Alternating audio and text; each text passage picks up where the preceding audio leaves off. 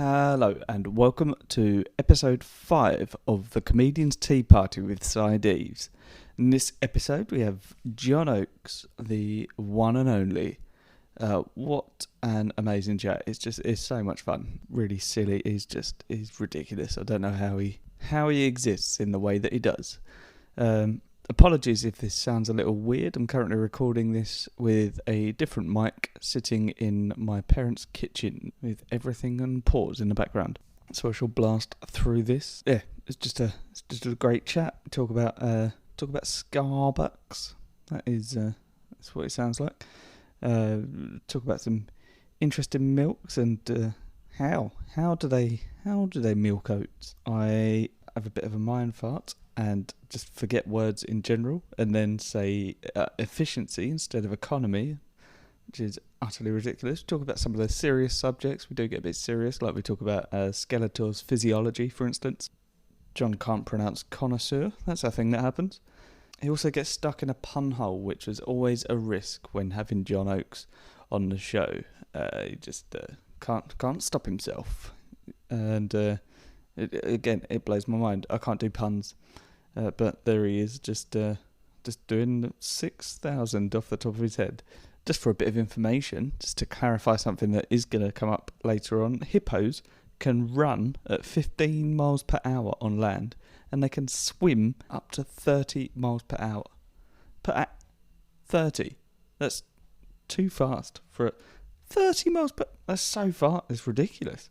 Impressive. Fair play, hippos. The sound once again dips out a little bit, so apologies for that, although it is not as bad as in the Andy Story episode. And I recorded a couple of other episodes in a similar way this week, so they might also be affected. Time will tell. But in the meantime, it's alright, it's not too bad. Thanks very much for everyone that got in touch after the last episode. There's more and more people getting in touch every time. And I've just got to give another shout out to Chris Lowe, because he really, really loves getting shout outs. So there you go. You're welcome. Cool. Enjoy the show. We're doing a thing. Yeah, we are doing a thing. Look at us doing it right now. Yeah. Now let's get comfortable. Headphones off. Is that it? Yeah. Is that it? Are we in? Is that setup done? Well, I mean, yeah. Great. Fine. Great. I'll do it regardless. Hello and welcome to the Comedian's Tea Party with Deaves. With me, Deaves, and today my guest, John Oakes. Hello, John Oakes. How the devil are you? Actor, stand-up and handsome man extraordinaire. I don't know. What else? Radio show yeah, host. radio host. Sex offender. No. Yeah, I mean, that was one time and nothing's been proven. Yeah. I mean, it was me. Yeah. Yeah. Yeah. Yeah, that's what I do, mate. You name it, I do it. I can't believe I said that. No, don't worry about it. Should I cut it out? No.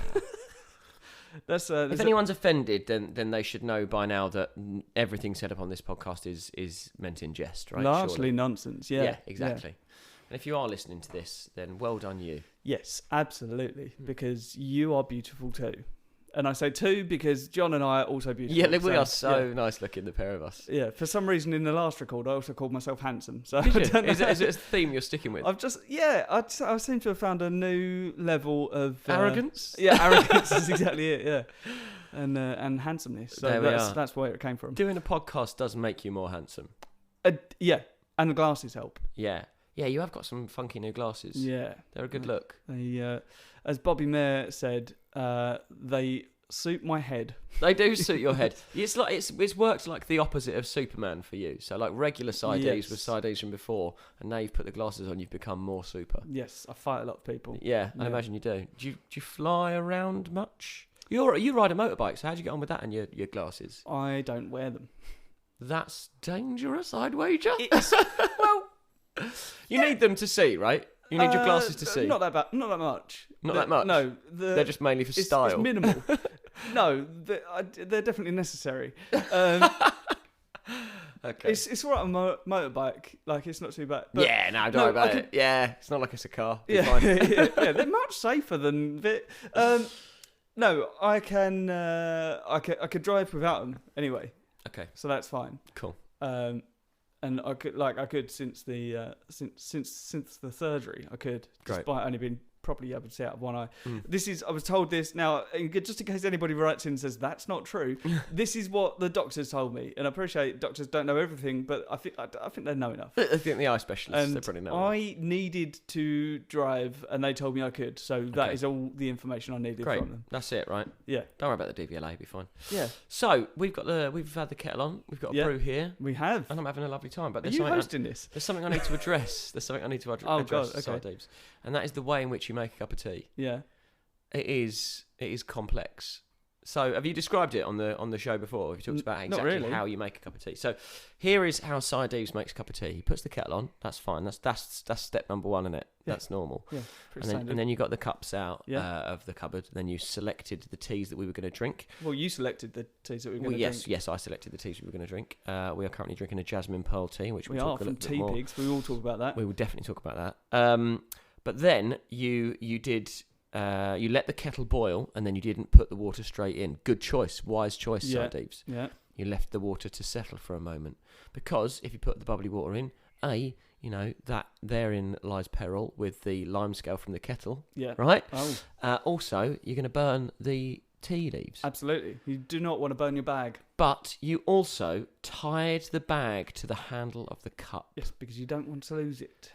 It blew my mind. Watching you do it blew my mind. Have you never done that before? Never in my life. Oh, right. Oh, there you go. I mean, maybe it's a thing. We're learning. Maybe it's a thing that you're supposed to do. But it was a revelation for me. It's not necessary. It's just, well, in this case, it's really not necessary because, with these sort of teas, I like to leave the bag in. Yeah. You're a bag in guy? I'm a bag in deep brew tea. A lot of teas will specify the amount of time you're supposed to leave it in for. The instructions say 5 minutes? For at least 3 minutes. Oh, and come on now. Indefinitely is more than 3 minutes. Yeah. So yeah. I'm a maverick when it comes to tea. Even when it says brew for 5 minutes, I'm leaving that bag in forever. Oh, yeah. You know, like a little... Sometimes when they say brew for 1 minute... Oh, is that an audible slurp? Can I... Yeah, go on. No, slurp away, because you already tasted it.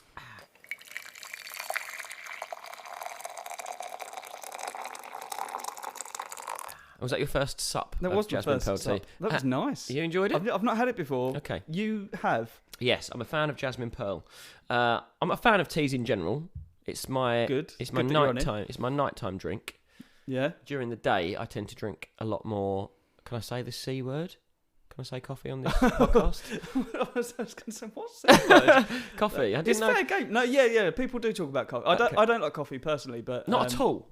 No type of coffee. I discussed this with Cole because basically I think essentially I've probably only ever had bad coffee. Okay.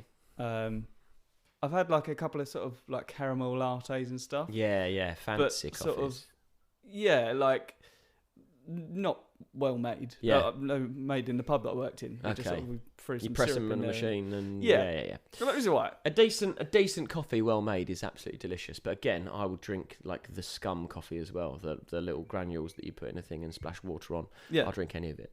So I tend to drink that during the day, and then sort of when I get in of an evening, if I've got some time on my own or with my wife, then we drink lots of speciality teas. However. Really? If I'm having a break from coffee, then Jasmine Pearl is my next choice. Yeah, well, this is delicious. It's lovely. For those people who haven't seen a Jasmine Pearl tea bag, well, these ones are in... this is a Teapigs tea bag, and they call it a tea temple. Thanks to Teapigs for sending us tea. Yeah. I say it every time. Thanks to Teapigs for sending tea. Great tea, actually. Yeah, very good tea. One of my favourite teas. But they call it a tea temple. Yes, biodegradable tea temple. Yeah, it looks like plastic, like a little plastic mesh. It's sort of it's like a sort of a velour silk. You made it sound way sexier than it is. Yeah. You made it sound like a veil from some sexy Arab movie from like the early 60s. Yeah, this is made from the clothes of the nuns who made the teas. yeah. Each one of them has to sew together a bit of their clothing, and by the end of it, by the time they've made a whole box of tea, they are almost completely naked. Yeah, it's surprisingly sexy. All 80 years old plus. And oh yuck! And then if you have a little wow. look, if you 80-year-old women generally don't do it for me. if you have a look at your... How did we get that far into that conversation? I don't know. It happens every time. If you have a look at your tea bag now, you'll notice that the tea leaves are all completely loose. They have absolutely opened up. They start off as little round balls rolled. I didn't expect that to happen at all. Yeah. Because, the little cardboard bit of the tea bag sort of on the end of the string got stuck to a bag. Yeah. As I took it off, pulled a little hole in it, and you said, "Don't worry, they'll open up." Yeah. And here we are. It's blown my mind. Yeah. And that is so... I can't think of how to describe the taste, but it tastes warm. Yes, it's almost... it leaves sort of a bit of an aftertaste in your mouth, doesn't it? And that doesn't sound like a good thing, but it is. It really is. It's... I don't know how to describe that.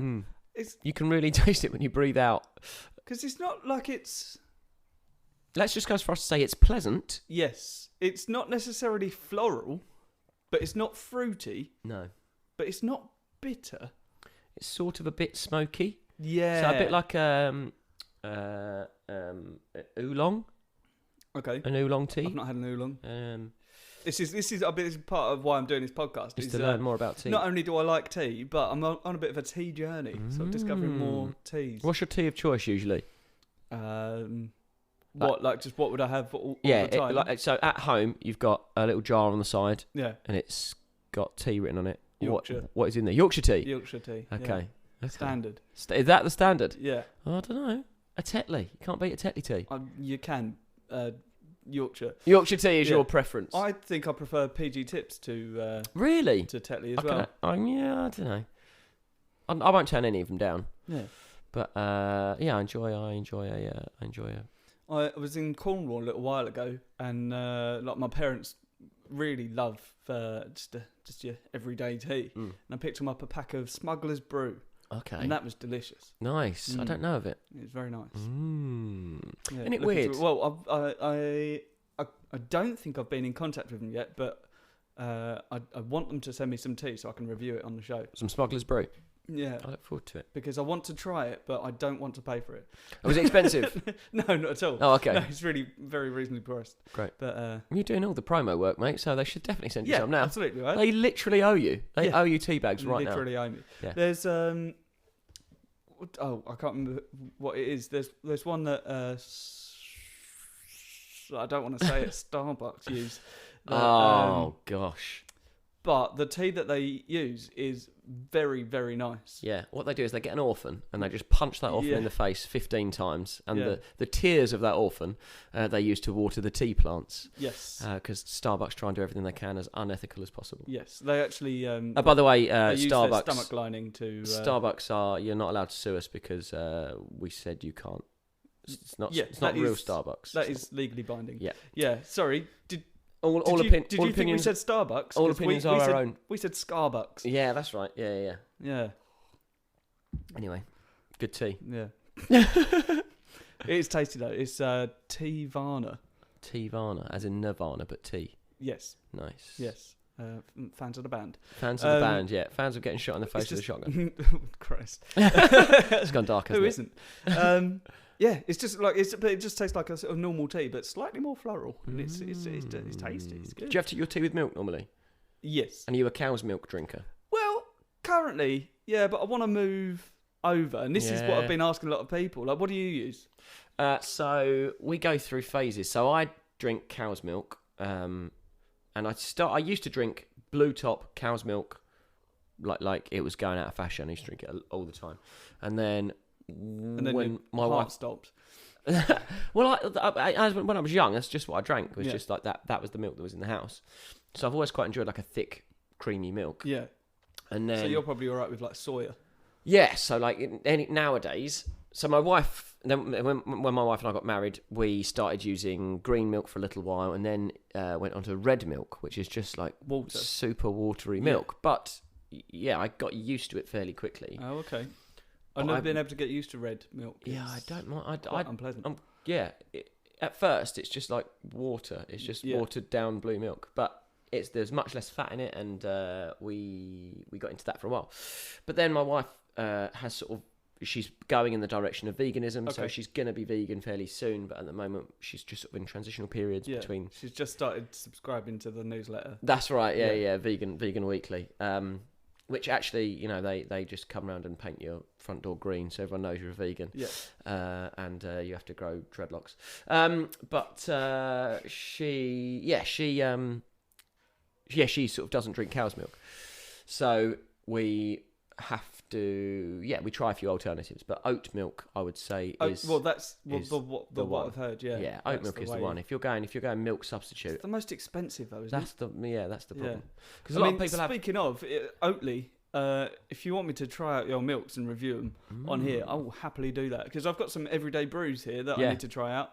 And nice, you'd need a bit of milk in there. Yeah, let's mix those together. Sometimes you find a lot of people go with an almond milk. Yeah, has a tendency, if you are a drinker of the C word, has a tendency to curdle, in my experience. Yeah, I've heard basically oat milk is the only one that doesn't split. Yeah. So, yeah. There you go. Oat milk is the boy. That's the one you want. Yeah. Nice. Middle class conversations.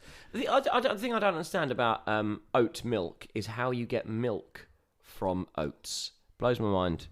Yeah. Do you know how they do it? I don't know. I would assume that it's oats, like ground up and crushed up and smushed up. Yeah. A little bit of water added. Like peanut butter. Yeah, I would assume so. Yeah. Yeah. Yeah. So peanut. I suppose almond milk is that, isn't it? You can't milk an almond, can you? No, just as much as you can milk oats. Yeah, I suppose. Yeah. So I guess it's just that ground all the way down. But like coconut milk, I understand that is separate to coconut, isn't it? It's like the liquid inside a coconut before it's water, right? Yeah. Right? Is that right? Who knows? Science. Yeah, go on. Science and nature. Yeah. Yeah, sounds like a thing. But yeah. What is it though? I think we should drink less milk as a species, as humans. Because it is weird, isn't it, to drink cow's milk? Yeah. But there you are. So what? Oh, right. We've covered your favourite tea. Did we? Jasmine Pearls. I went on a bit of a rant. Sorry, but Jasmine Pearls. That's your go-to. Is the preferable tea for me. Do you have a second choice? The next one that we might get onto is a green tea with mint. Well, yes. I mean, that's not what I was referring to. Marrakesh Mint, they've called it. So you mean my if I was to drink another tea? Yeah, at home. A Lapsang Souchong is the other one that lives in the cupboard. Okay. Which is really smoky. Because you were concerned that you didn't sound middle class. Yeah, that was it. Yeah. That's what I have when I'm sat on my yoga mat with my vegan wife. Lapsang Souchong is very, very sort of woody, and if you brew it for anything longer than like a minute and a half, it gets a film across the top. Oh, okay. Yeah, but that's good. Have you got any of those knocking about? I don't believe so. You should try one of them. Yeah. Lapsang Souchong, yeah. Who makes those? I don't know. They're various different places now. You can actually get them from like all the big supermarkets and stuff now. Yeah. We shop in Aldi, and they're great for teas. Yes. Yeah. Yes. Well, Aldi's good for many things. Yeah. Yeah. I'm a big advocate of it, Aldi. Do you know about the Aldi Lidl feud? Do you know the legend of the Aldi Lidl feud? Go on. So supposedly they're owned by two brothers. Really? Yeah, and they just spend their whole lives competing with each other for That's amazing. For greatness. Is that? I mean, do you know if there's any truth to that? Or? No. See, the thing is, I've never done any research into that because I think it's such a wonderful story. If I was to find out it wasn't true, I'd be devastated. Yeah. So supposedly, I think they're supposedly two. Swiss German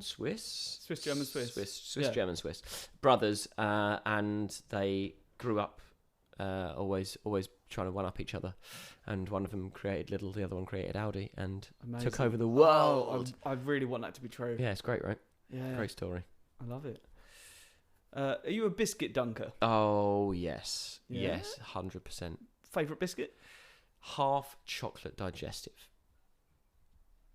What do you mean half? Like, well, you see, one split in half, or one half chocolate? No, so one half of it. So you can say a chocolate digestive, but technically it's only one half is chocolate, isn't it? Is there a full chocolate digestive? No. Then it doesn't really need specifying, does it? I don't know. I see where you're coming from. I thought. And yeah. I feel like I think I should give you the full misread description. the because obviously you know full well that I am. Tenacious about yes, about the correct grammar, and I mean, there's a particular word that I'm trying to think of that was in my head a second ago, and now it's gone. And I'm probably going to edit this. I won't edit the bit where I call you a sex offender out. No. I will edit this out. Okay, we'll just leave a gap, and you can put the word in there like you've remembered it. Oh, you've remembered the word. It is the perfect. No one will ever know. Yeah, I'm a fan of a biscuit. The problem is pedantry. Thank you. Sorry. Yes, because I know that I am tenacious about pedantry, but in this particular scenario, I think that is a superfluous word. I'm also I'm an advocate of word. I've done it again. You mean using the least amount of words to get across a sentence? Efficiency. Yeah. Great. The chocolate digestive, in answer to your question. And I don't mind if it's dark chocolate or light chocolate. Oh, okay. Doesn't make a difference to me. They taste the same. There's not enough chocolate on it. No, they don't. They do. There's not enough chocolate on it for it to make a difference. You won't. I'm telling you now, you won't know. Which way around do you eat it, though? Is this like the Pringles scenario? So here's what you have to do. You have to find the correct cup. Because a lot of people will give you a cup or a mug. Yeah. This one is fine. Yeah. I can tell you that now. A lot of people will give you one that is slightly the wrong size to get a whole biscuit in. Now, a regular biscuit, a regular half chocolate digestive size biscuit, you can do a full dunk. I'm miming now for the benefit of the tape. Yeah. You dunk the whole thing, and you can get the whole thing in your mouth. If you do like a bit of a... He's miming that as well. A bit of a wide grin, you can get the whole thing in, right? That is the right amount. You want to go in for this long, in, out, straight in the mouth. No danger of droppage. Eat the whole biscuit at once. I'd say, and I'm a bit of a risk taker on this, but I'd say that was slightly too short of a... No. You want to soak up a bit of tea? Yeah, but that does soak up enough tea. Trust me, that soaks up enough tea. You know you're in trouble when you have to do a little bite off the circumference of the biscuit. Circumference? Is that the right word? Yeah, you happy with that? Yeah. When you have to take a little bite off of that to get it in your cup, not good. Nibble the rim. Yeah, when you have to nibble the rim. Yeah, to get it in. Before you get it all the way in, now, yeah. And in no way is this anything against anyone that's ever offered me a tea, because I always appreciate whenever anyone offers me a tea in any scenario whatsoever. But the only people that ever offer me a biscuit with that tea are people that have like the sort of triangular cups. Do you know what I mean? Like the sort of rhombus shape. Oh, those people. Like, here's a biscuit. Do you want it in that? Yeah, but I can only dip it in the top inch of the tea. Get in the bin. Yeah, and if you're having biscuits properly, the amount of biscuits consumed should have drunk half your tea for you. Absolutely. Like you're having at least 7 or 8 biscuits. But all you can do is get the top tiny little bit and you're done. Not having it. No. Not having it, mate. What's the point? Yeah, that's not cool. And who invented those cups? What are they for? You can't stack mugs on top of each other like that. No. So that's not valuable to anyone having that shape. No. Much easier to knock over because of the fact they're top heavy. Yeah. And you can't hold. You can't hold like 2 or 3 of them. If you're doing a round of teas with a mug like this. With a mug like this, like, for those of you who don't know, I'm sure when we tweet a picture, and we will, you will do a picture of us holding these specific mugs, so you can see exactly you can get about 5 of these in your hand at once, absolutely, comfortably without burning a finger. Yeah. With those, they're all little slides down. You can only get 2 fingers in the hole. Yeah. I'll tell you, you can hold 3 of them, but those cups need to be at least half empty. Yeah. Oh yeah. Disgusting. What a waste. Because otherwise they will be half empty. Yeah. You can have 1 full tea and 2 half full teas. Not good. Speaking of cups of sadness. Speaking of full teas and half full teas, how do you feel about 1 bag, 2 cups? Sorry, is this an audition for a porno? Not yet. Although it will get hot and steamy. I'm talking about 1 bag. What's the tea? To split like a regular builder's tea, an everyday tea. No, not at all. No, under no circumstances. It depends. Are you giving it to a small child who can't have much caffeine? No. Well, then no. Talking about regular adult. No. Okay. What a cup? No. I've broken him. I'm sorry, I've broken side. It's different if you make it in a teapot. Okay. Yeah. I'm not talking about teapot. I'm talking about in individual cups. Because in a teapot you could have like 4, 5, 6 cups, and spread the tea bags around. But by the time you've made a cup of tea with 1 tea bag, you put it in the next one, it's already soggy, it's not going to diffuse properly. Because that's where, at least in my opinion, when you pour the water in to that tea bag for the first time, where it's still loose, you see all the tea sort of flow out of the bag. Yeah, and that's the good bit, right? Yeah, exactly. But you're not going to get that with you just throwing a damp tea bag in a... Like, yeah, fine, do it, but the second person is going to be upset. Do it, but hate yourself. Yeah. If you're going to do it, make sure you use a rhombus-shaped cup. Yeah. Oh, wonderful. Yeah. Why would you bring that up? Some people are super economic with the tea bags. Or when you're down to one tea bag. I get that. It's fine, but they're cheap, don't they? Tea bags cheap. Like tea bags are not expensive. Yeah, no, that is true. Yeah. Oh, we've gone onto the questions. Yeah, page. No. Well, I mean, we've already covered some of them, but I can't remember. What do you do? Tea first? Milk first? Tea? No, never milk first. Yeah, never bag milk in, first. water. I've heard it said that you're supposed to put the milk in first. So tea companies will recommend you put the bag in, then you pour a little milk on top of the bag and leave it to stew for 5 minutes. That is the flavour of the tea will be absorbed by the milk, and then when you put the water on top... Said this? Tea companies will tell you this. I'm just going to end this podcast now. Yeah, I'm serious. I'm outraged. I'm serious. Yeah, if you're making like a proper tea using loose leaves, yeah, that's the way you're supposed to do it. Is with the milk in first, let it ferment for a while. But nobody's got time for this. Let the tea diffuse into the milk. Yeah. And then you pour and then you put water on. Well, I mean, I'm going to try it, but... Yeah, you should. It takes, like I say, it takes about 5 minutes. So you know that amazing diffusion that happens when you put the water in, when, like you said, the first sort of explosion of colour surrounds the water. I've made it sound I'm just going to make a little note in my book. Right. I don't. No, that is idiot. Oh, okay. Oh, the irony. So you're genuinely supposed to. Put milk. Yeah, 100%. Yeah. I mean, I'm gonna try it, but do it, mate. Do it. Yeah. What most people do, and what I would tend to do if I'm in a rush, having a regular cup of tea like a normal person, I would put the bag in. I would boil the kettle first. Yeah. Then I would open the cupboard, take the cup out, put the cup down, put the bag in. Then, depending on whether I'm having milk that day or not. Right. I would put the water, wait for the kettle to boil, wait a second for the lime scale to settle, the water to cool a little. Also clean your kettle. Also clean my kettle. Yes. Yeah, but I worked a lot on building sites when I was younger. Right. So without the lime scale. Yeah. Stirred with a screwdriver, making the best of a bad situation. Yeah. So I would then tip the hot water into the cup with the tea bag in it, and you want to go just over 3/4 full. Okay. Just over 3/4 full. And then you want to put your milk in. And once you put your milk in, it'll come up to a dangerous level. Once it gets to that dangerous level... How much milk are you putting in? That's why you're going 3/4 full. Because once you've squeezed your tea bag and taken the bag out, your tea will drop to a sensible level and you don't have to add any more water.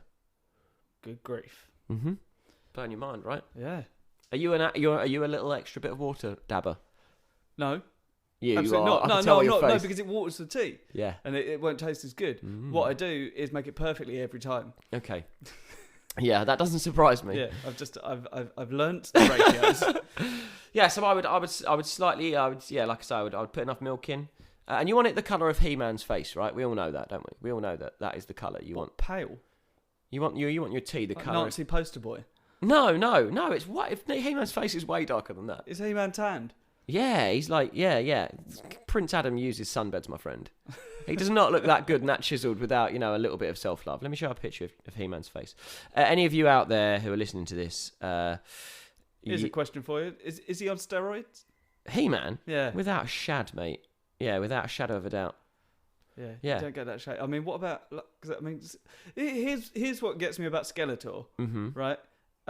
He doesn't have any ligaments joining his... skull to his body. No, he does not. Or like any of the bones whatsoever. It's like his body is a normal body. It's covered in muscle. Yeah. Like he's a big muscular dude. It's a big lad. And then just a skull floating with no ligaments or anything whatsoever. Well, I don't know. Once you take the hood down, because he's got eyes. No, just dark holes. There's a picture. Oh, can you send me that? And I'm going to put that on Instagram. Yeah, for the benefit of the tape. A good cup of tea is the colour of He-Man's face. If you Google that, you will find the image we're looking at. Or alternatively, you should go over to the podcast Instagram, which is tpartypod. It's at tpartypod. There you go. Which is the letter T party pod. tpartypod. Yeah, so that is how I would make a cup of tea. Spectacular. Yeah. Fair anyway, play. we were talking about Skeletor, right? Yes. So Skeletor, the more important things. Yeah. So he's got his head as a skull. Yep. Like, and his jaw moves up and down, right? Yeah. But he hasn't got lips. No. So how does he say like bees and stuff? So in theory, he could talk like this, couldn't he? All the time. Well, it's not far off of that. Yeah, it's good. Yeah, they have thought about it. That is not far off. But then, like, any sound that's travelling through his voice box won't make a difference. Like, his skull is completely detached from his body. Yeah. So it won't make a difference. Well, I don't know, because you haven't seen him with the hood down. You know, like, because there's darkness, isn't there? So the hood's on. There might be tubes. And there's darkness around. Yeah, there might be stuff like that he's covering up. Yeah. I'd keep the hood up. Yeah, so would I. Imagine if it's like just a sort of an amalgamation of... It's the transition from empty skull to skin. I mean, his skin was purple though as well, wasn't it? So his skin was purple. I mean, he's not a well man. So the transition between skull and it's a weird kind of skin. wasting disease. Yeah, his body is in incredible shape. Yeah, but his face is really. That's where he's putting the drugs in, and we know that's where he's putting the steroids into the cheek too many times. The top of his spine. Yeah, that's where he's going, and it's finished him off. Melted slowly. his face off. Very unfortunate. Yeah. Does he have eyes? No, I don't think he does. I think he's just got two black crevices where the eyes would be. He-Man never took advantage of that, did he? But I don't think he's blind. Just ocular cavities. Yeah, I think maybe his eyes are just set really far back in the skull. Maybe he has the eyes of a child. Maybe he's got a webcam in his nose. Probably. Nasal cavity. yeah, probably. Or maybe he's like a bat and he just uses sonar. Because bats still have eyes, don't they? What a waste. Yeah. They can see. What, bats? They're not completely blind. No. Yeah. Can they? Yeah. So they say blind as a bat, but they've got it's something like 10% vision. Oh, well, why then? Why would you say blind as a bat? Am I thinking of moles? Is one of them? They're supposed to be these animals that you consider blind, and they've got 10% vision. That's ridiculous. Yeah. Blind as a mole doesn't sound quite as... No. Maybe blats are blind. Blats are blind. Yeah, maybe blats are blind. Maybe bats are blind. I don't know. If anyone knows, if they are, why have they got eyes? Yeah, tweet us. Yeah. At tpartypod. Thanks. Which is the letter T, party pod. Have you got the same handle for everything? Yes. Oh, nice. Yeah, I nailed it. Yeah, that's lucky. Yeah. Did you think of that before you decided on the name? No. I thought of the name, and I went through sort of a few different iterations of the name, and then my girlfriend. I'm not sure I should have named her. I've got that, and then my girlfriend thought of tpartypod because there's a surprising amount. There's loads of American podcasts called the Tea Party Podcast or Tea Party Pod or anything like that, and goodness knows why, because none of them, most of them are sports podcasts and stuff, and none of them, no one's drinking tea on those podcasts. Oh, it must be some sort of a Americanism that they do, they call halftime a tea party or something weird. Oh, maybe. Yeah, it's got to be, because the Americans don't. Well, they don't know how to make a good cup of tea, do they? Andy was saying that he thinks that it's a political thing. Andy Story from the last episode or future episode. I'm not sure which order these are coming out in. So he thinks it's some sort of political thing. Yeah, which could be correct.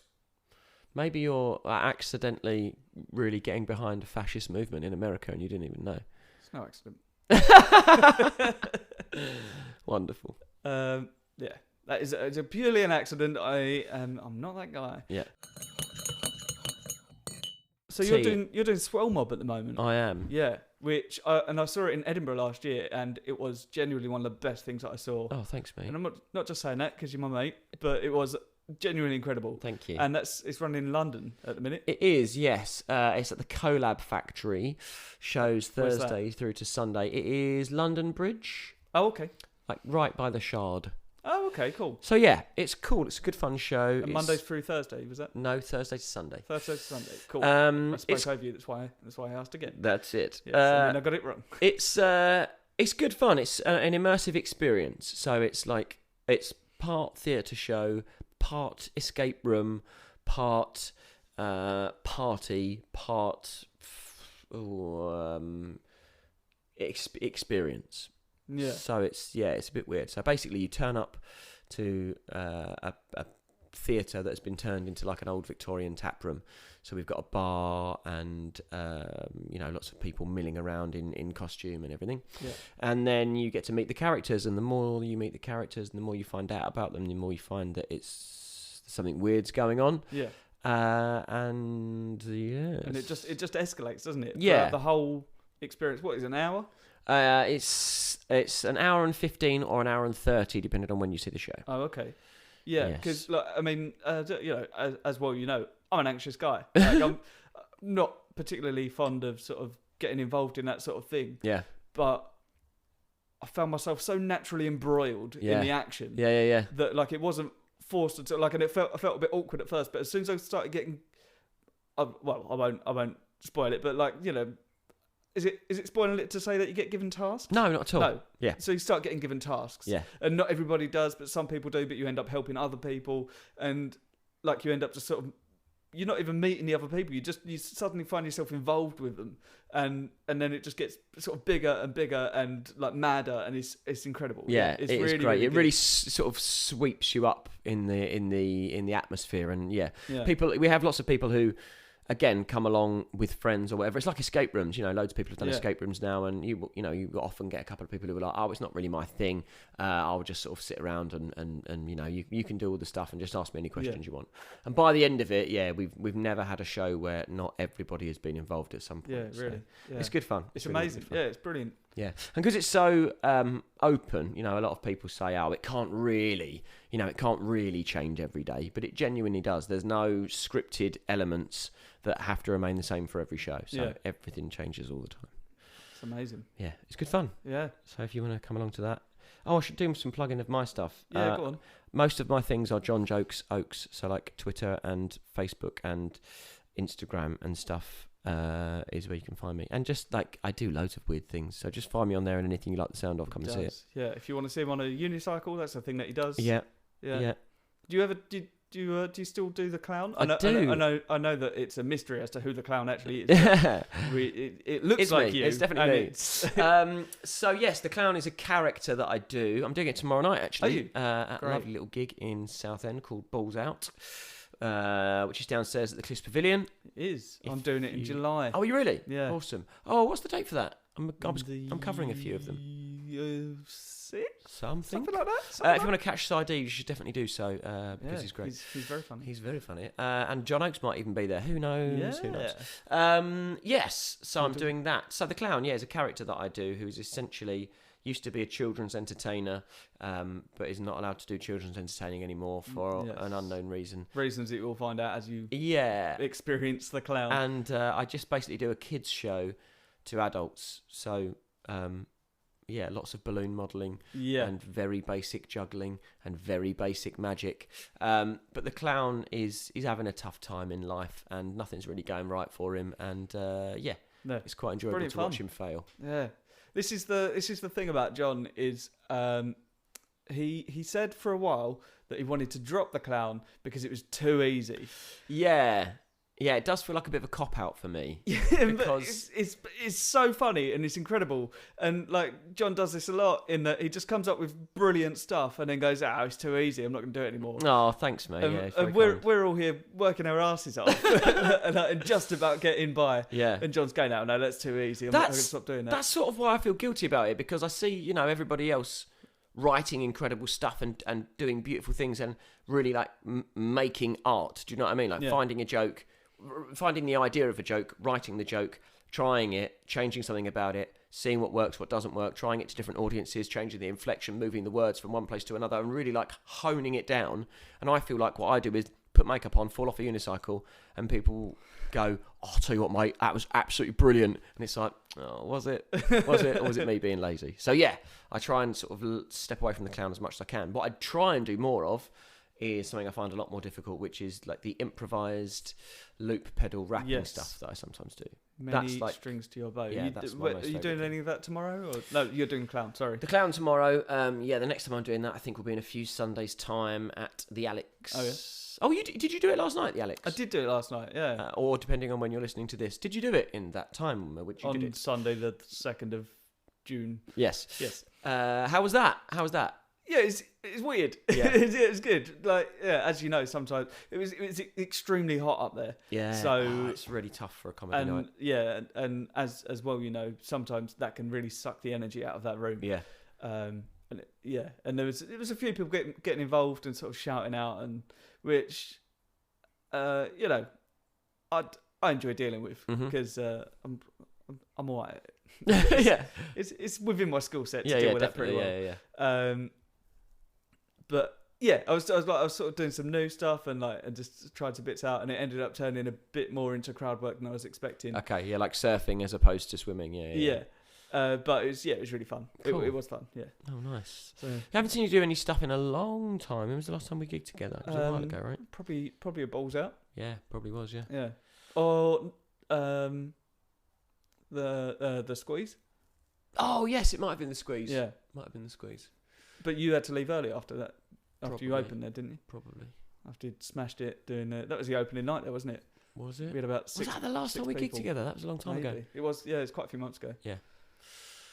Good times. All of those are good gigs, by the way. You should check out. Yeah, they're all really good. All around Southend. Speaking of gigs around Southend, obviously I mentioned this a few times already, but there's the Southend Festival coming up. A large part of which is the comedy curated by John's co-host of his radio show, Ross McGrain. You should get Ross on. When's he coming on the podcast? He's coming to record tomorrow, hopefully. Amazing. Yeah. Great. As we know, his timekeeping. Yeah, I mean, if he's coming tomorrow, you should see him at some point this week. Yeah, probably. Wait a minute, you can talk, actually, for timekeeping. Hey! Yep. Oh, wonderful. Yeah. Russ will be on. Obviously, I'll get him to talk about the festival as well. Cool. What are you doing for the festival? Are you doing a show? I am. Yeah, I'm doing an hour? Doing Size Matters. Oh, yes, great. The whole thing. Great. Which I'm going to be honest with you, I'm pretty happy with. Yeah, you should be, it's mate. It's got to a pretty solid place at this point. I'm really enjoying it. It's been received well. Great. Have you made any changes? Does it grow or change or anything? There's a few new bits in there. Some of the old bits have changed. So yeah, it's getting there. Great. As I was saying this on the sort of the half podcast, sort of apologising for having been silent for ages. That I don't think I'm going to be getting a room in Edinburgh now. Okay. I might still try and pick something up for the first week. Basically, I've not been able to get the time off of work. No. As well as sort of, it's a few factors, like it's a new job and so it's fine. It's a bit frustrating, but whatever. Like hopefully I'll still make it up for the first week. But regardless, because I'm already writing the next show, I'm going to try and do like a little mini tour or something. Great. Oh, that'd be cool. In fact, if anyone's listening that is interested in having me, I am thinking of doing a little front room tour. So that's a great idea. If you can get like 10 to 20 to 30, like if you've got a room that can hold 50 people, get 50 people. Yeah. But if you can get enough people to sort of pay to cover my fuel and some food and tea, more importantly, tea. Well, buy me some tea, then I'll come and do my show in your house. That is a great idea. A few people have done it so far, and like I've stolen the idea from other people. Oh, really? Okay. Yeah, but it's just a fun sort of casual way. Like I get to go and show the show off, and at some point I can record it, and then hopefully those people will A, listen to the podcast, and B, buy the recording of the show that I'll do. There's a couple of local venues that I'm thinking of going to, but wonderful. Hopefully sell out a room and then that'd be record great. a good show. So that'd be fun. Wonderful. Yeah. So I'm doing that. Well, actually, that's the very first show of the festival. Right. So 15th of June. Great. At 6 p.m. Are you opening the festival? I am opening the festival. Wow. Well, Ross is trying to do a sort of a launch gig, which will be before me, which will be nice because then we'll get like a bit of an audience in before my show starts. So he's going to do a launch gig, which he said last night may well be him doing 30 minutes. Great. Which that'll be great. Yeah, wonderful. Yeah, so that'll be just like having an MC on to just open for you. Absolutely. Wonderful, yeah. Get them all warmed up, send them to the bar, get a drink, sit back down, off we go. Yeah, wonderful. Do an hour show. So. Nice one, mate. And that's at the Alex, right? It is at the Alex, yeah, cool. The Alex in Southend. But there's as you know, I'll get Russ to talk about this, but there's loads of sort of like really good acts coming down. There's like Cole Donnelly, Jade Adams, Stuart Goldsmith. Yeah. Simon Brodkin. Yeah. I think he's doing Simon Brodkin rather than Lee Nelson. Yeah, so but Simon Brodkin, for people who don't know, is Lee Nelson. Yeah. And he is just amazing. Yeah, he's incredible. Lovely guy as well. Really great. Did Outside the Box with him a little while ago. Oh, cool. Yeah, really nice guy. Have you done the new Outside the Box gig yet? I haven't, no. There's a new one in Malden. New Malden? Is there? Oh, not Malden. Not Malden in Colchester. Don't know. Malden or New Malden? Don't know. Either way, it's in the diary. Yeah. So I'll let you know what that's like. Should be fun. What are you doing for that? It'll be loop pedal stuff. Nice. Yeah. I hosted, MC'd at Outside the Box a little while ago. Did you? And Giraffe closed there. And we had a wonderful time. Giraffe is John's old sketch group. Yeah. Which were incredible. It's an incredible shame that you didn't. We used to have such a wonderful time. Yeah. So yeah, we had 3 like super successful years at the Underbelly, and then I married one of them, and the other one went off to be a famous actor. So he married George, and Ali's having a great time. I married the wonderful Ali James, and then George Kemp is off acting, doing various bits and That's pieces. the choices that John was given as well. It's not slog, marry, avoid, except it was marry, then never see the other one again because he's touring. Yeah. But it was good. But we did that, and it's amazing. And it was a great show, wasn't it? I saw like 3 of your shows, 4. Yeah, brilliant. Really good fun. What a shame. Bring it back. Bring it back. Never going to happen. So we did that, and that was good. But so we did that and closed Outside the Box with Math Brown, who's the guy who runs it. Yeah. And he is a fantastic comedian. Yeah. You should get in touch with Math about coming on the podcast. Oh, that would be good. He's so good. Yeah. He's probably super busy because he had Harry Hill. He's had Harry Hill touring his venues at the moment. So no doubt. Well, I'm doing. I've got Outside the Box in a few months. So a couple of months. I don't know. But I'll get in touch and see if I can go and do it before the gig. That'd be nice. Great. Yeah. Take your recording stuff. Yes. So I emceed there, and that was wicked fun. But it's always an odd room, isn't it? That room Outside the Box. Which one? Kingston. Yeah. Ross said that, and I mean, you've seen me. I'd smashed it. So I just had a really nice gig. Yeah. It's just They're just so it wasn't that weird for me. Right. They're just such comedy connoisseurs. They're used to having incredible people. So I did my first ever gig there. With Ross McGrain. Yeah. And so I came off stage, and the guy walking on stage past me was Lee Mack. So it was like amazing. It was incredible. And the audience went from watching my first ever gig, and bearing in mind, like now, I'm a 6 out of 10 comedian at best. I came off after my first gig, and then Lee Mack went on. So that's the quality that they're used to. That's unreal. So, the night that I did it, like Simon Brodkin was emceeing. Lucy Beaumont was on doing her return gig after having a baby for 2 years and absolutely smashed it. Yeah. And Ivo Graham was headlining. Oh, so, mate. It was a spectacular night. What it was a lineup. So much fun. So much fun. Yeah. Ivo Graham's great as well. He's brilliant. Yeah. He's on his way up as well. Yeah. I gigged with him a few times when we used to do the university gigs. Oh, great. Yeah. And he was always great at that. Yeah. You should do more of those. They're really good fun. Just haven't got time anymore. No. I'm just so busy being successful. Busy doing all the cool things I'm doing. Doing my show Monday to Thursday in the Shard. Yeah. Pretty sure that's what he said. Yeah, nearly. But yeah, it's good. Living the dream, mate. I'm very, very lucky. Mind you, they say amazing. The harder you work, the luckier you get. So that's exactly it. Yeah, luck as a direct result of working your absolute arse. Yeah. Right. I don't know about you, but my mouth's getting a little bit dry. Yes. I could do with another tea. Let's do it. Yes. I'm going to pause this for a moment and we'll be right back. I normally just leave it recording and then do. Welcome back. Thanks. Yeah. I don't know if that was to you or it was just to the world, to I think. them. Yeah. Or to me. Yeah. Well, I mean, to myself. Let's talk about tea. Go on. Let's talk about the new teas that we're now about to start drinking. Yeah. This is the Teapigs green tea with mint. Thanks to Teapigs. Marrakesh Mint. Thanks, Teapigs. Thanks for sending. I really appreciate. I appreciate you. They've actually just started doing what look very interesting. I've seen them tweet the past couple of days of some cold brew teas. Oh yeah, my wife's a fan. Yeah, really. Yeah, I've not tried them, but yeah. Hey, Teapigs, if you want to send me something to talk about, I've been well into that. Now it's the summer. Yeah.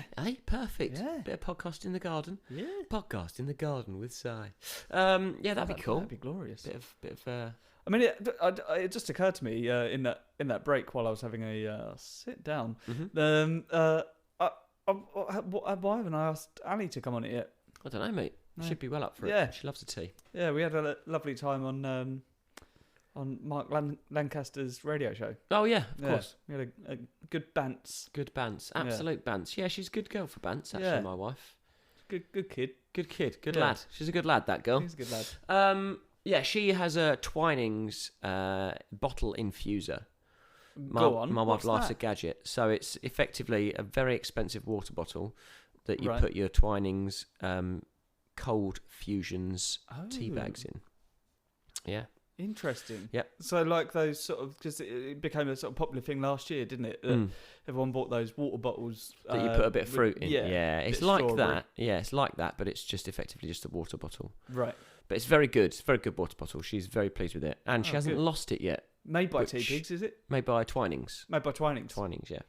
Yeah, and she loves the infusions teas from those guys. Yeah. I mean, Twinings make some great teas. They do make some good teas. Like their Super Blends range, which they sent me one of each of. Great. Which is, there's 20 bags in each, but they sent me 380? They sent me too many tea bags. No, there's no such thing as too many tea bags. 180 tea bags, something like that. Loads. Yeah, Nice. loads of tea bags. Cool. My cat's just come in Oh. from a jaunt. I'm going to try and touch it. Your food's down there, Marco. Oh. Look at that. It sniffed me. Cats are weird with me. I see. I've got.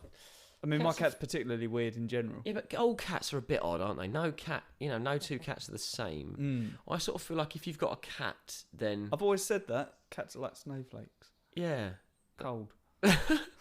and falling from the sky. Yes. If you've got a cat, then you are the cat's pet, not the other way around. Yeah. It comes and goes when it pleases. This is why I respect cats. That's why I don't like cats. It's like, come on, mate, have some common decency. I pay for everything in this house, and you just come and go as you please. Yeah. I don't like it. No, I understand. I see where you're coming from, but I like to feel like I've earned their respect. Yeah. Which I'll never get. Yeah, maybe a cat just. I think I just don't like disappointment. Dogs are fickle. Yeah. They like anyone who's there. Yeah, and that's what I like. I want to feel wanted. Nah. I like the recognition of I don't know who you are. Like when you say hello to a dog outside a shop. That's wicked. That always happens. But that's then wicked, mate. That's like it's like having a stupid child who's just getting anyone's car. Yeah. It's a bit like that. But I'm all right with it because I haven't got kids. Yes. So. Yes. Anymore. Yeah. If they got in someone's car, straight off. I like saying hello to a random dog. That will cheer up my day. Yeah. Being able to give a dog, a lot of people say, "Oh, I like having kids, but I like being able to give them back." I like having a dog, but I just like having a scritch of a dog in the street and then letting it go about its merry way. Yeah. Knowing that you'll never see it. Where do you again. find these dogs? Like sometimes when you go past a dog tied out outside the post office, do you know what I mean? When they're on one of those little dog hooks, and you're like, "All right, dude," to a little dog, and it's like, "Bruv, what's up? What's happening, bruv?" I always give him a little scritch. You have to be careful though. Yeah. I should probably do a disclaimer about don't stroke random dogs. Do not stroke random dogs. But, no. I do it. What can I say? So I take my life in my hands. Yeah, and because I will then their that mother dog. won't come back to them. You're thinking of hamsters. You're thinking of newly freshly born hamsters. Well, I mean, I was thinking of birds, but do hamsters do that as well? Yeah, if you touch like a baby hamster or gerbil or whatever, then the mother will probably eat it. Oh Christ! Yeah. Good grief! I didn't know that. Oh, yeah. Good grief! That's mad, isn't it? Slightly different thing, but I've just thought of it. As I was coasteering. Do you know what coasteering is? Coasteering. Yeah. It sounds like something that Chewbacca does on the Millennium Falcon. Yeah. Not co-steering. Okay. Coast earring. Coast earring. Not earring. Coast earring. That's an earring of a shell, isn't it? Oh God. No, so it's basically where... Ghosteering. Oh, when you make a ghost cry. Stop it. Go on. Toast clearing, when you make sure that there's no burnt bread left anywhere in the house. Any more? Roast peering, when your next door neighbours are having Sunday roast and you just peep in through the window and watch them without them knowing. Okay. That's good, wasn't it? Mm-hmm. Yeah. Roach hearing, when you know that there's a cockroach and you can't see it, but you can hear it. Oh, I'm on board. Right, you've got me back. Okay. You got any more of these? I hope not. No, so coasteering is where you basically... Boast appearing, when you when you think that you could brag about something and you just get the idea about it all of a sudden. I think you've run out of... No, they're still there. I'll let you get halfway through this sentence, then I'll interrupt with another one. No, go on, I'm done. Basically, you get a guide around like sort of Cornwall or anywhere there's sort of like an interesting coast, and then you jump off the cliffs and that. Are you mad? What are you talking about? Oh yeah, jump off a cliff and then like swim through the sea. It's quite sort of hard swimming, because you're going against the current and that. But like it's really fun. It's sort of you swim round to like the next little bit and then you climb up. So you're sort of doing a little bit of rock climbing as well. You climb up the side of the cliff. Sounds absolutely terrifying. No, it's great. It's really good. As long as you do it. Now, I will say, do it with a guide if you're going to do it. Yeah, obviously do it with a guide. There's a lot of people die doing it without guides. But like kind of, I mean, obviously there's still a bit of danger. But like you get a helmet and like a life jacket and that. Oh, no way. So when you're wearing shoes, but like you just sort of wearing shoes. Yeah, like wetsuit shoes. Wetsuit yeah, but shoes. you made it sound like you got all the protective gear. You know, you got a helmet, you got a life vest, you got shoes. That's like an everyday thing, right? You should be wearing shoes every day, Si. Yeah, but not in the sea. No, but you shouldn't be going in the sea. The sea is for fish and humans and seals. Which leads me on to the next part of my story. Great link. Oh my god, absolute segue. Yeah. No, it's really good fun though. It's genuinely really good fun. I bet you'd love it. I'm not very good with heights. I don't like the idea of jumping off stuff. You don't have to. You can walk back down again. Okay. But it's fun. Like you climb up the side, but you start off with like a sort of a 3-4 foot cliff. It's just a little drop into the sea, so you dive in. And it's called coasteering. Yeah, coasteering. If we did it, yeah, we are close enough to be brothers, and I'd be afraid. So it'd be closer to bro fearing. That's my last one, I swear. But it's not. No, you love it. But before we set off, I was doing it in Cornwall, and before we set off, the guide turned around and he said, "Now we're likely to sort of swim alongside some seals." And we did, and like it was great. And so you're just swimming along, like there's a seal pops up next to you, and but he said, "Sings Kiss My Rose." Yeah, brilliant. They said like they're friendly, like they'll be nice, unless if you see a seal pop up on one side of you, and there's a seal pup on the other side of you, get out of the way, because they're so protective of their young that if anything gets in between them, they'll just they'll smash straight into it. They'll break your ribs. No way. Yeah, they swim pretty fast, so they'll just beat you. That's terrifying. Yeah, so you just got to get out of the way. Yeah. But one of the girls turned around and she went, "Is it likely that we'll see seals?" And he said, like, "Yeah, probably. Like, they probably won't get that close, but they might." She's like, "I'm scared of seals." And he's like, "Are you sure you want to do this?" She went, "Yeah, all right." I'm scared of seals. Who's scared of seals? Yeah, I don't know. It's weird. That is such an odd fear. How do you know that? Yeah. Do you know what I mean? Like, scared of dogs, fine. Scared of cats, an irrational fear, isn't it? Because how often is it going to be an issue? Yeah, never. That being ever, said, we were swimming along, and we were right near the cliff, swimming along, and I saw something out of the corner of my eye, and I turned around. There's a seal next to me, about 3 foot away. No way. It looked really cute, and he's just like, "Hello, how you doing?" And I was like, "Oh, cool." And then I didn't say anything about it, and the girl that was scared of seals was directly behind me, and I got a little bit further forwards, and then just said,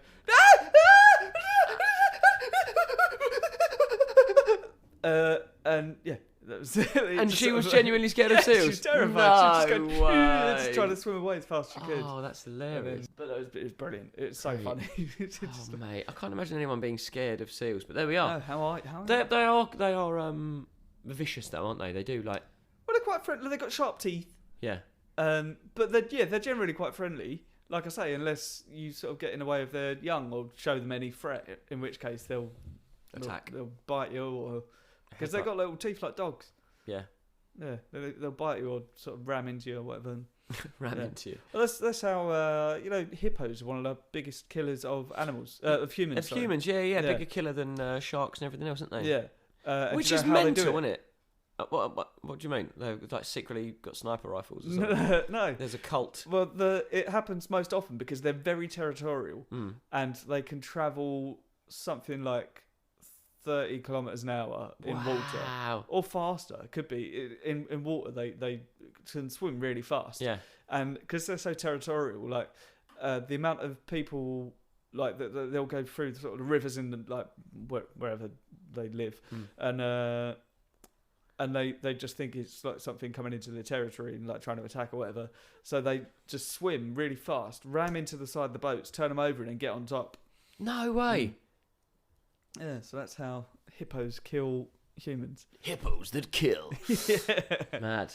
You would know if it was coming at you though, wouldn't you? I mean, a hippo, they're not particularly aerodynamic. No, I doubt they might be able to travel through the water. Cumbersome. Yeah. I bet they swim quietly though. Do you think? Yeah. How? Move like giants. What? Sort of Yeah, that's not quiet, is it? I reckon they are the splashiest swimmers going. Like the knees barely bend, do they?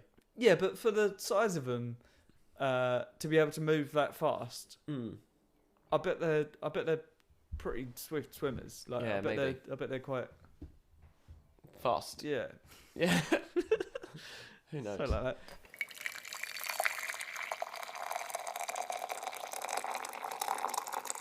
Let's try this tea.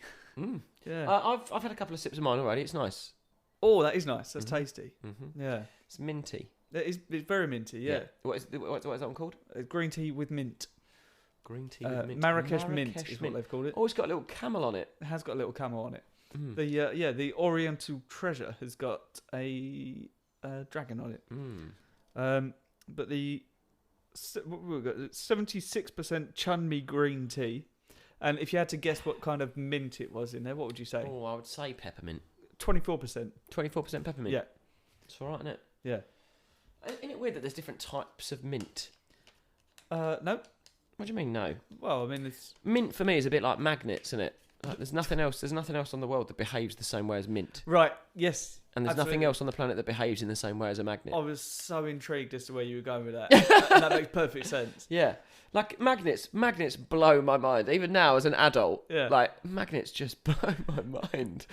What we're going to do is the conversation to go in. Is we're going to take this piece of metal and we're going to rub some electricity on it, and all of a sudden, boom, bang, orang, it can pick up this other piece of metal. Yeah. Wild. It's incredible. Yeah. Doesn't work with anything else, mate. No. And not every type of metal. No. Well, the science of it is crazy.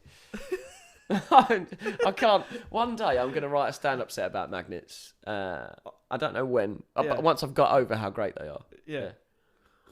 Yeah. I used to love doing that thing. I'd like to see that for at least one thing that you'll do that will die on its ass. Thanks, mate. Cheers. I used to love to do that thing where you put like a magnet on the table. Don't let that put you off, please. That sounds really good. If anything, I'm driven further to do it. And you'd move something around, and it would move the magnet. I just can't understand it. It's great. Incredible. I do it at work. You got like magnets at work? Symbol weights. So symbol weights. Yeah. So okay. Yeah, to stop the symbol making so much noise. Yeah, sort of. Okay. Yeah.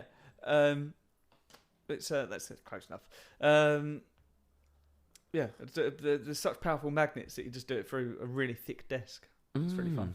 That's cool. I used to do you have a lot of Lego when you were younger? Yeah. Do you ever have the little magnets that they put in the Lego?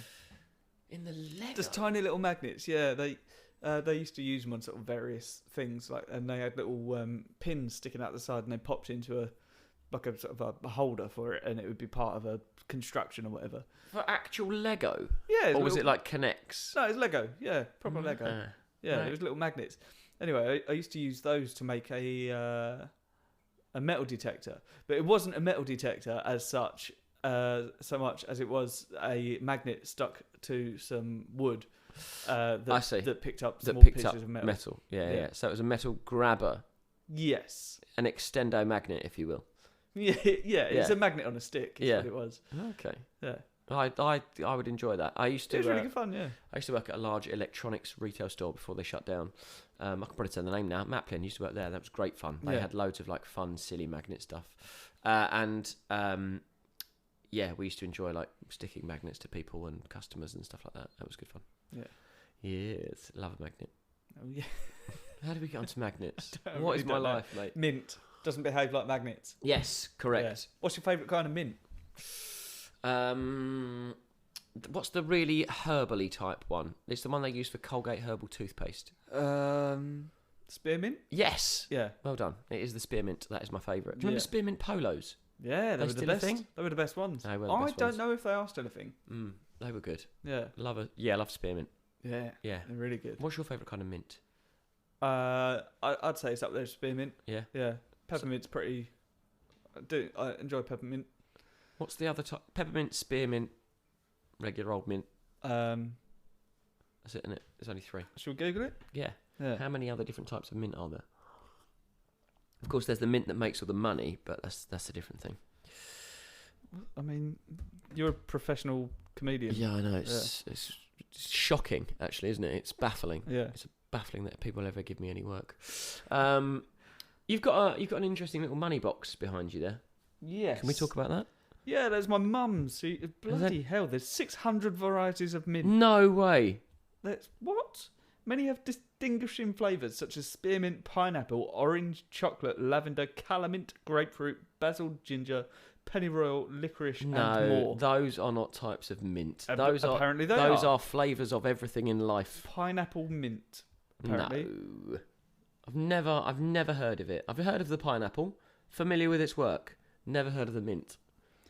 Good. Pineapple on pizza. What do you think? Big fan. Big fan. Yep. Okay. Yeah. Big supporter. Yeah. How about you? I think hot pineapple is weird. I will eat it and I'll enjoy it, but I think hot pineapple is a bit of an odd thing. There's a sandwich shop in Southend that make a toasted sandwich with ham, cheese, and pineapple. Oh, but that's wicked. It is incredible. Yeah. Yeah. Are you going to promote those people or? Go on, I will. Yeah, it's Maxwell's in Southend. Great, there you go, Maxwell's. On Queen's Road. It's a brilliant sandwich. I get it all the time. Great. Ham, cheese, and pineapple. You could make it at home, though, right? Yeah, if you have ham, cheese, pineapple, and bread. Okay, and a toasty. Is it a toasty maker? Like one of the things that you fold shut and it squeezes all the fillings out? No, I just ask for it and then sit down. Smashing it, mate. I've never asked to go behind the counter and watch them make it. Just a fan.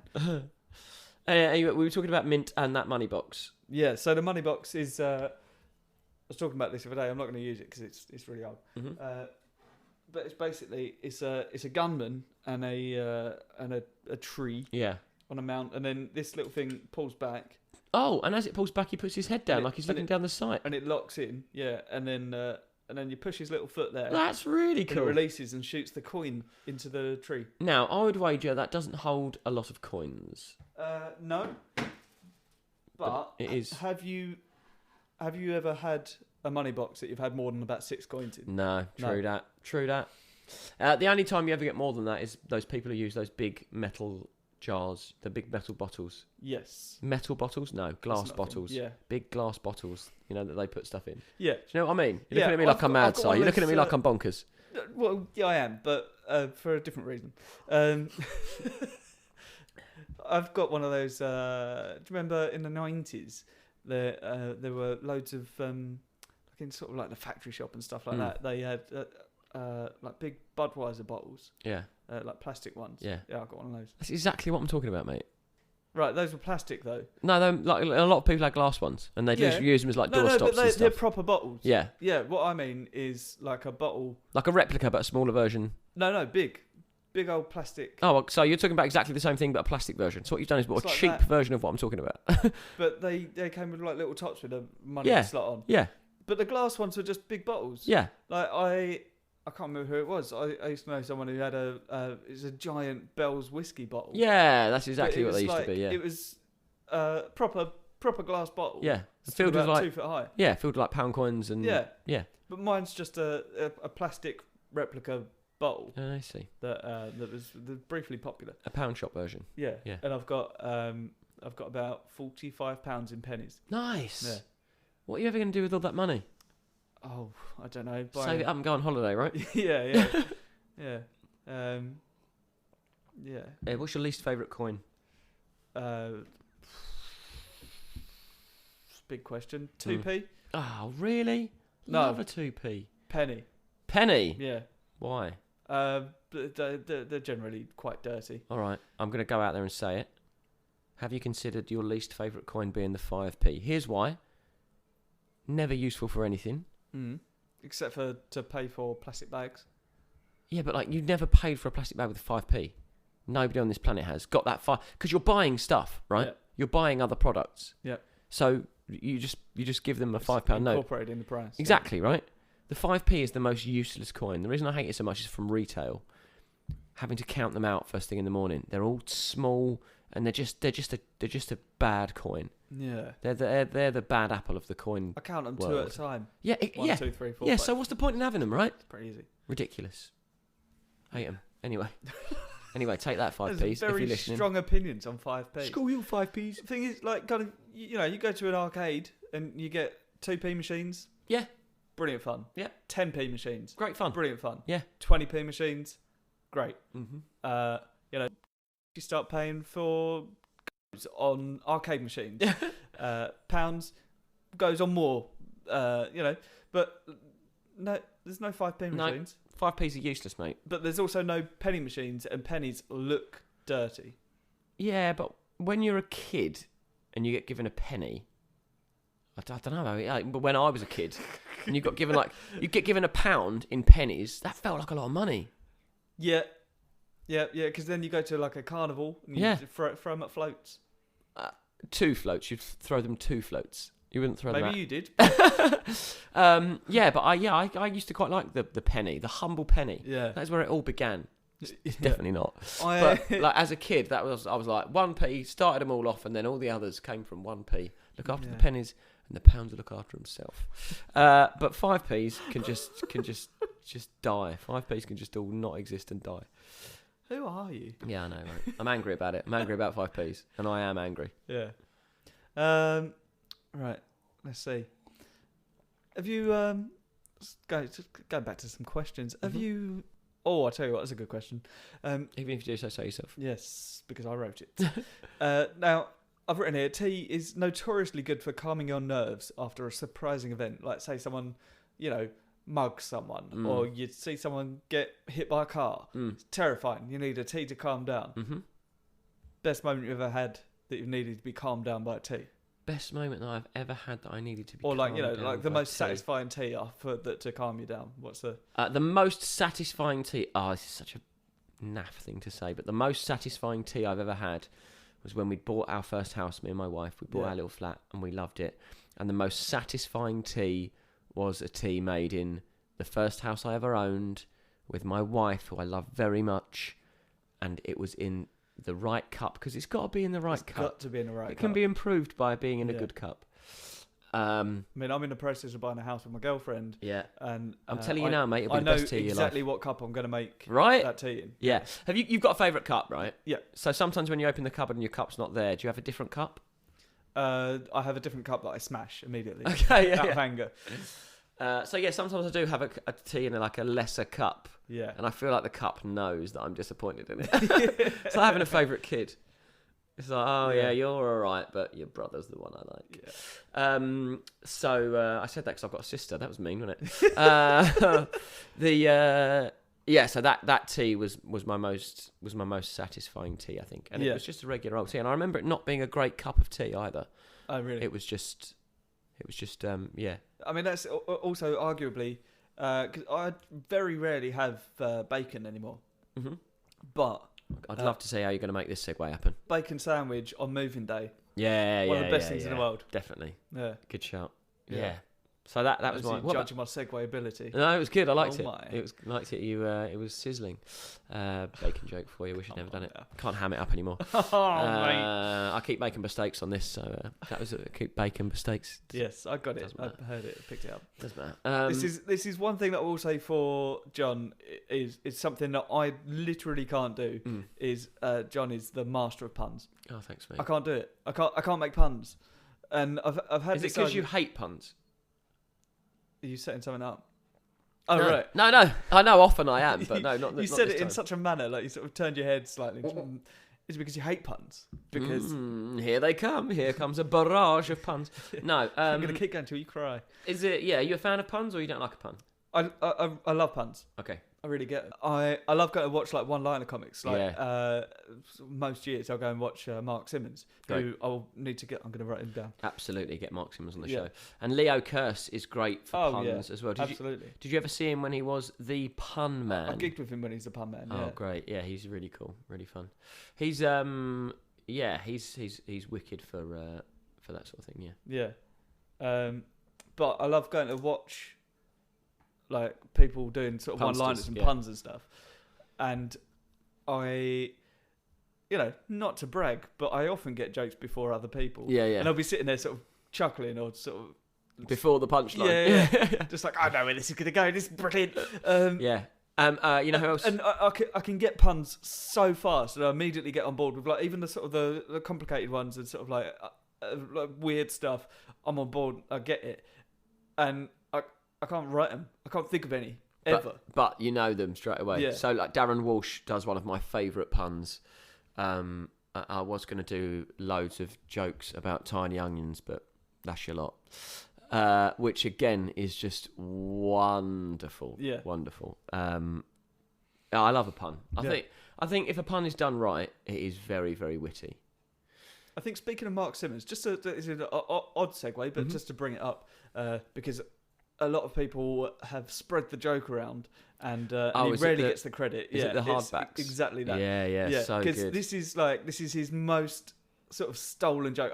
I actually saw someone do it at up the creek a little while ago. Oh no, you saw another comedian perform it? Yeah, and I was about to go out and just sort of chastise him, but from the back. As soon as he finished, he left the building. Yeah, so I didn't get a chance to go. Good, run and hide, whoever you are. But it's an incredible joke, and that joke. I went to the library. I went to a bookshop the other day, and I asked for a book on turtles, and she said hardback, and he said with the little heads, which is just great. So good. Yeah. But yeah, that joke gets shared around a lot and never given the credit. In fact, it was done on is it like a Sunday soccer show or something? Oh no way! Yeah. I can't remember what the show was, but and it went like they put it on their Twitter and everything, and there was loads of people just went. That's not yours. That's not yours. It's tough being a comedian with that sort of thing, isn't it? Because obviously, I say not really so much myself anymore. Yeah. But you write a joke and then that is you at work. That is your bread and butter. That is. That's how you make your money. And if somebody steals that or uses that in the comedy world, it's obviously super frowned upon. Yeah. But a lot of people don't realise that. So they're like, have you got any good jokes? No, and they'll say, I was an Englishman, an Irishman, and a Scotsman. That's what it is to them. It's just some silly thing that you might say in the pub. Yeah, which is great. Cause I think what everyone wants to have is like with art, kind of. Obviously, the artists want to sell their originals and that. But if they can sell loads of prints of a picture, then it's brilliant. And if somebody goes down the pub and says, "I heard this joke the other day," blah blah blah, and they tell you a joke, amazing. That's it's a lovely form of flattery, isn't it? But there's some people that will turn around and they'll post one of your jokes or whatever online or tell their friends, and they'll be like, "I've got a joke for you." Yeah, I think any time somebody's making money from something, then I think that for me is like that's when I go, you shouldn't really be doing that. Yeah. That's not yours. Unless you credit the person, do you know what I mean? I saw this great comedian the other day. Yeah, great comedian the other day. Deaves, he did this joke about phone calls. That's a new bit that I'm doing. My favourite joke of yours is, I quite like you do some stuff about being on the tube, which I quite enjoy. Oh yeah. Which train stance. Yeah, train stance. And I also enjoy your OCD stuff as well. Oh, I won't tell your listeners about it because they have to come and see you. But it's both very, very funny. Oh, thank you very much. Yeah, that's very kind. I really, I've complimented you enough. Yeah, you've already told me I'm great. Yeah. Thanks. So, are you heading up to Edinburgh? I am possibly going to Edinburgh again. Yes, with the wonderful Shakespeare for breakfast. Will Swell Mob be going again? Swell Mob is currently in London at the Collab Theatre and also at the same time in Adelaide at the Adelaide Fringe. Is it? So half the cast are over there and half the cast are still here. Some of the same cast from Edinburgh? Yes, loads of the same cast over there. Oh, that's great. So there's no plans for Flabbergast, who are the company to do it, to take a show to Edinburgh this year. Yeah. Just because they're spread so thinly already. Were they just trying it in Edinburgh last year? Was that like the first sort of run out? Yeah, so that was the first. So Henry, the guy who runs it all, Henry Maynard, who's a fantastic puppeteer and performer and actor. Who's the boxer? No, he is the guy who in Edinburgh was puppeting the Master. Oh, of course, yeah. He he's amazing, and he is currently in Adelaide, and obviously he's producing both the shows. So like money wise, Edinburgh is incredibly expensive anyway. Wildly expensive. So yeah, just he can't afford to run a London show and an Adelaide show and take anyone to Edinburgh. Yeah. So yeah, basically it's there's no plans for Flabbergast to go with anything this year, as far as I'm aware. How long is it on in London for? We are at the CoLab factory till I'm in till July. Oh, okay. I'll be around till July, and then I finish for Edinburgh. So my contract ends, and then I go off. So you're doing Shakespeare and Dickens? Possibly Shakespeare for breakfast and Dickens for dinner. Yeah, nothing confirmed yet. Okay. Sea Theatre have had issues with venues and stuff this year.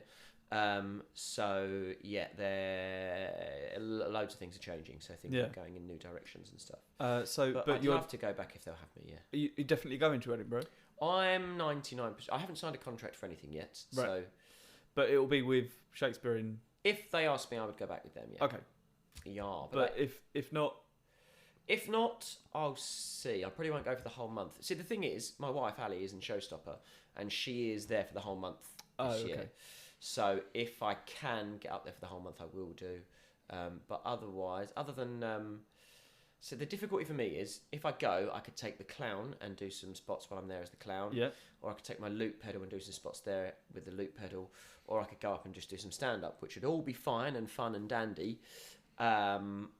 But yeah, I haven't got any plans with any of that stuff. Check out some shows and hang out with some folk. Yeah. It's the best thing to do. Yeah, that gets very expensive very quickly. It does, yeah. But yeah, so if I go, I might go for a sort of a week or 2 weeks as a little guest. I've currently booked the first week of August off, so if you want to go up, we could share the car. That'd be fun. Yeah. Yay. Yeah. Who listens to the podcasts on the way? Yeah. Fun. Lovely. And you're going up doing some spots?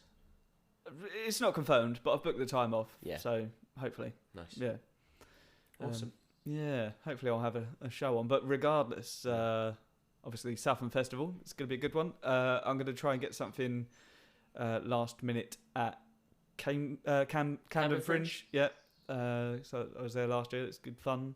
How is that? I've never done it. I've never been. But I don't think I've had enough experience of it to pass judgment yet. Okay. But from what I've seen, it's really good. Yeah, some great acts that do it. Yeah, it's brilliant. And it runs the same time as Edinburgh, right? It does, yeah.